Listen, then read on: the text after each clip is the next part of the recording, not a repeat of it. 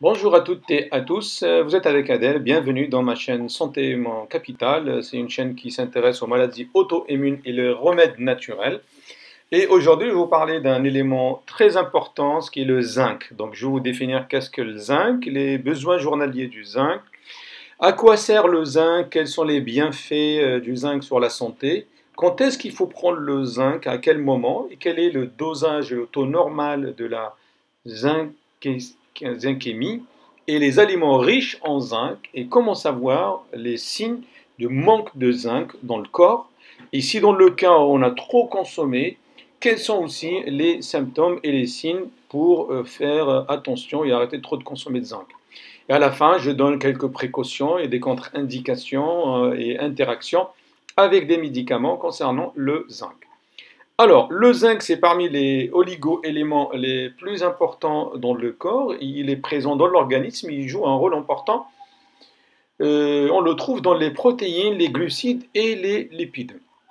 Quels sont les besoins journaliers? Chez les hommes, 12 mg par jour, les femmes, 10 mg par jour, et les femmes enceintes et les personnes âgées, c'est entre 15 et 23 mg par jour. À quoi ça sert le zinc? C'est pour l'immunité, il augmente le nombre des lymphocytes T, il est bien pour la synthèse de l'ADN et ses protéines, et le métabolisme de l'insuline, il maintient les os, il est bon pour les os, la cicatrisation des plaies plutôt, il préserve le goût, donc si on a le goût et on a l'odorat, donc c'est une preuve qu'on a une bonne teneur de zinc dans le corps. Et aussi le problème de prostate, donc il prévient les problèmes de prostate, ça c'est le zinc, et la production des spermatozoïdes. Et le bon fonctionnement du système nerveux, tout ça c'est le zinc. Quels sont les bienfaits sur la santé? On voit, il lutte contre les problèmes de la peau, de la psoriasis, le problème d'eczéma, la dermatite, et neutralise les radicaux libres, ce qui est important pour lutter contre les cellules cancéreuses, et il ralentit le vieillissement oculaire et cutané. Tout ça, c'est le zinc. Maintenant, on le prend de préférence à jeun, donc ça permet une meilleure absorption. Et le taux normal dans le sang par litre, il est de 1,25 mg. Il ne faut pas dépasser 1,25 mg. Quels sont les aliments riches en zinc? On le trouve dans le foie, dans les fromages, les viandes. Dans les œufs aussi sont riches en zinc. On trouve aussi dans les poissons et le lait de vache. Et on peut notamment aussi le trouver dans d'autres produits comme les céréales entières, les légumes secs, les légumes frais, de la pomme de terre et les oléagineux, les oléagineuses. Alors, comment savoir si on a un manque de zinc? C'est facile. Alors, si on a une baisse de fertilité chez l'homme, ou si on a des troubles sexuels, donc ça prouve que vous avez un manque de zinc, ou si vous avez des troubles de goût et de l'odorat.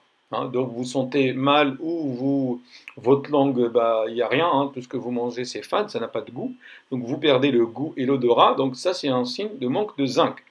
Ou ici aussi notre système immunitaire, s'il est affaibli, donc il a du mal à lutter contre les infections, donc on tombe souvent malade à n'importe quel changement de température ou de vagues de virus et de bactéries et de contamination, on est toujours malade, c'est le système immunitaire qui est en défaillance, et là, ça, c'est une preuve qu'on a un manque de zinc.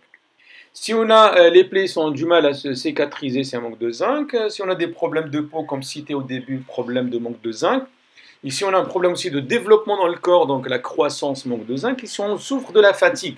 On est affaibli, on est fatigué, tout ça, c'est manque de zinc. Maintenant, le contraire, si on en mange beaucoup, on en consomme beaucoup, quels sont les signes? Alors, si on en consomme beaucoup, donc ça va empêcher l'absorption du cuivre, et c'est pas bon pour le corps, donc il nous faut le cuivre.